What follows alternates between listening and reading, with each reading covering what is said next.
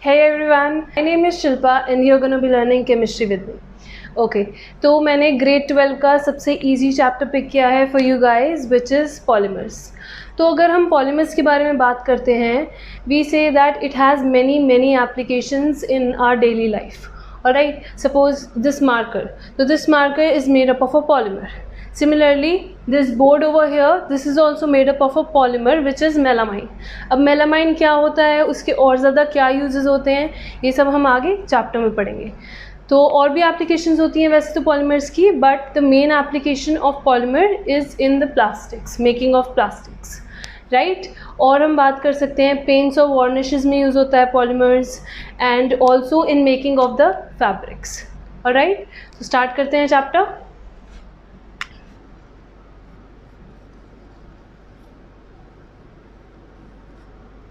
Polymers. Okay, तो polymers को मैं दो वर्ड्स में और डिवाइड कर सकती हूँ, पॉली एंड मर्स. तो पॉली का मतलब होता है many and MERS means units. तो पॉलीमर्स का मतलब आया मैनी यूनिट्स. तो अगर पॉलीमर मतलब है मैनी यूनिट्स, मतलब there must be a single unit which is repeating again and again to form this polymer, right? तो अगर मैं कहूँ कि ये कोई यूनिट है जो अपने आप से बार बार कंबाइन होकर एक चेन फॉर्म कर रहा है, तो इस चेन को हम कहेंगे polymer. And this single unit is known as monomer. Mono का मतलब होता है one and again mer means unit. तो monomer क्या हुआ? one unit. तो एक कोई ऐसा यूनिट है जो बार बार रिपीट हुए जा रहा है एंड जिसकी रिपीटेशन से हमें क्या मिल रहा है? Polymer, right? और अगर मैं कहूँ कि कोई भी मोनोमर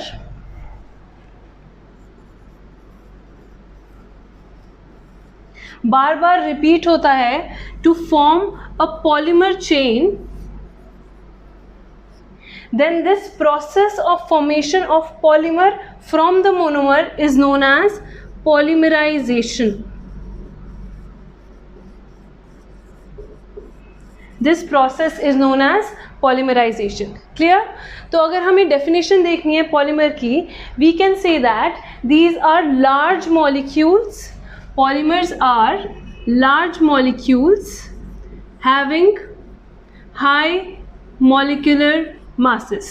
तो इनके बहुत ज़्यादा high molecular masses होते हैं and they lie in the range of 10 to the power 3 to 10 to the power 7 units. Alright, and what is a monomer? Monomer is the repeating structural unit of a polymer chain. Alright, so this is the basic of this chapter. Next we are going to move on to the classification of polymers.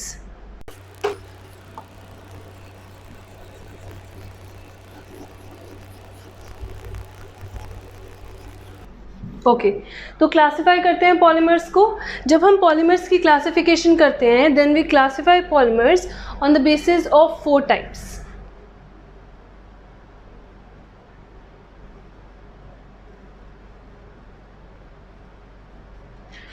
So first type, second, third and fourth.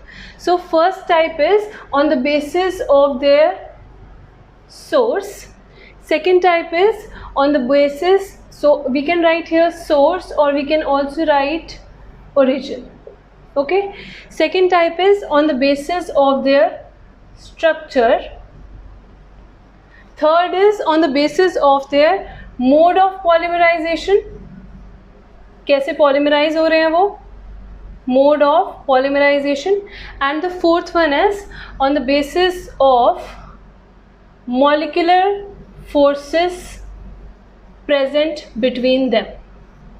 मतलब किस type की forces हैं जो polymers को bind कर रही हैं एक दूसरे के साथ. ऑलराइट, तो पहली क्लासिफिकेशन से स्टार्ट करते हैं on the basis of source और on the basis of origin.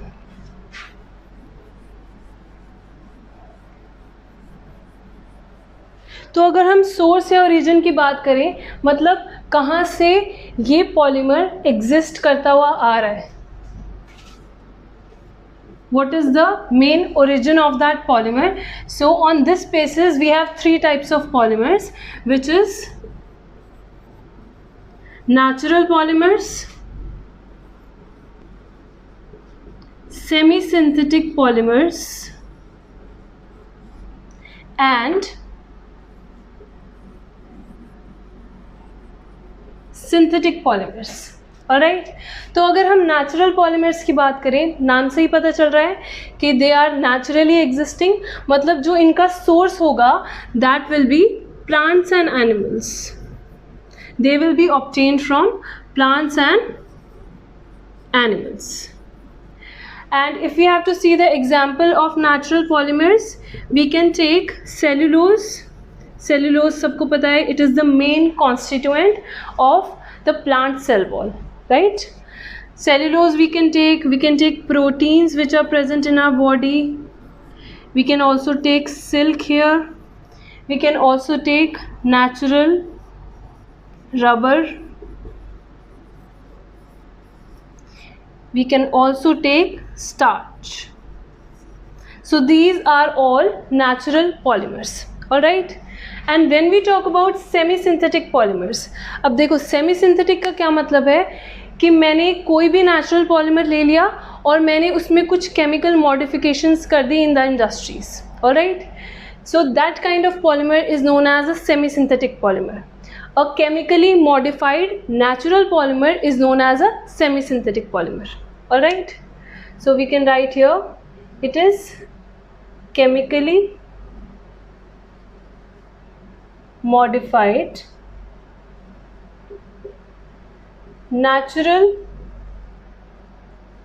polymer. Okay, so we can also take example over here. देखो, अगर मैंने सेलुलोज ले लिया, राइट, तो सेलुलोज को लेके मैंने उसको केमिकली मॉडिफाइड कर दिया and I have changed it into cellulose nitrate, and I can also change it into cellulose acetate. So these two can be considered as the example of a semi-synthetic polymer. इसमें हम एक और example ले सकते हैं, जैसे suppose मैंने natural rubber ले लिया which is obtained naturally from rubber tree, तो मैंने इसमें chemical modification कर दी, कुछ sulfur के cross links introduce कर दिए, तब क्या बन जाएगा? Vulcanized rubber. So vulcanized rubber is again a semi-synthetic polymer. All right. Next, come to the last one. See over here again, नाम से पता चल रहा है कि synthetic polymers कौन से होते हैं, जो totally human made है. मतलब इसमें ये natural polymers से they are not obtained, but they are totally human made. So they are made in industries. Right, अगर इसमें हमें एग्जाम्पल लेना है, we can take example of polyvinyl chloride PVC, alright. We can also take example of polythene, anything you can take in this. Okay, so we are done with the first classification here, which is on the basis of source or origin of the polymer: natural, semi-synthetic and synthetic. Alright, so I am going to move on to the next classification now.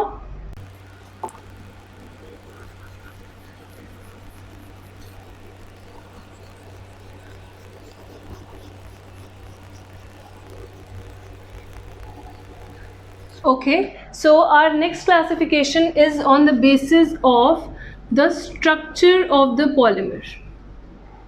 Alright, on the basis of the structure of the polymer. तो structure के basis पे भी we can classify them into three types, which is linear polymer, branched polymer, and finally network polymers. Network polymers are also known as cross-linked polymers. Alright, तो ये तीन type हैं on the basis of structure. तो पहले से start करते हैं linear polymers. तो linear polymers में क्या होता है? We have straight chains like this which are stacked together तो ऐसी लीनियर चेन्स होती हैं जो एक दूसरे के साथ प्रॉपरली स्टैक्ड होती हैं, तो इसीलिए हम कहते हैं कि ये जो लीनियर पॉलीमर्स होते हैं इनकी डेंसिटी बहुत ज़्यादा हाई होती है। ऑलराइट, तो इसका एग्जाम्पल भी हम फिर इजीली याद कर सकते हैं, which is high density polythene, HDP। This is high density polythene. अगर और एग्जाम्पल लेना है इसमें तो we can take example of polyvinyl chloride.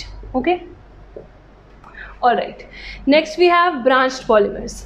अब ब्रांच्ड पॉलीमर्स वो पॉलीमर्स हैं जिसमें हमारे पास लॉन्ग ब्रांचेस प्रेजेंट होती है along the polymer chains, right. जैसे एक ट्री के ट्रंक में ब्रांचेस निकल रही होती हैं, सिमिलरली एक पॉलीमर चेन में अगर ब्रांचेस निकल रही हैं then we say that kind of polymer is known as branched polymer.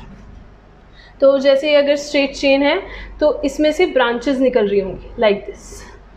Okay, similarly I am drawing one more chain, तो इसमें से अगर ब्रांचेस निकल रही हैं so such a polymer is known as a branched polymer.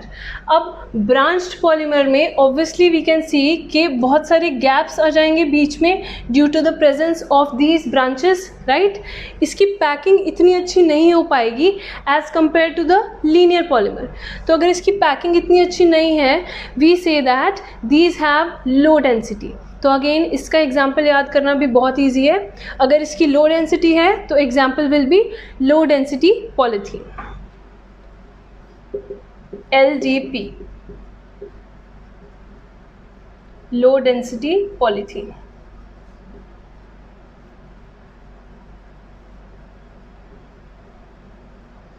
Alright, now we come to the last one, which is our network polymers. Network polymers को we also call cross-linked polymers. Okay, now let's see what happens in these. Suppose ये polymer chains हैं तुम्हारी, right? अब इन polymer chains के बीच में कुछ cross links introduce हो जाएंगे, like this. तो ये क्रॉस लिंक्स क्या करते हैं, they help in binding the polymer chains together. Alright, ये क्रॉस लिंक्स हेल्प करते हैं in binding these polymer chains together which makes the structure of these kinds of polymers very very strong. Alright, so they have strong structure due to the presence of these cross links. We also say that in polymers में bi या tri functional groups present होते हैं।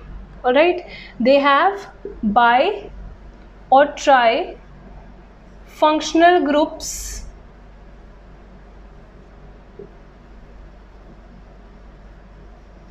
present in them. Okay, so we can take example here. The main two examples of this category is melamine and bakelite. देखो melamine आ गया, right? This board is made up of melamine. So melamine and bakelite we can take here. Okay, so we are done with the two kinds of classification now. Other two types of classification we are going to do in the next video. Thank you so much for watching. Have a good day.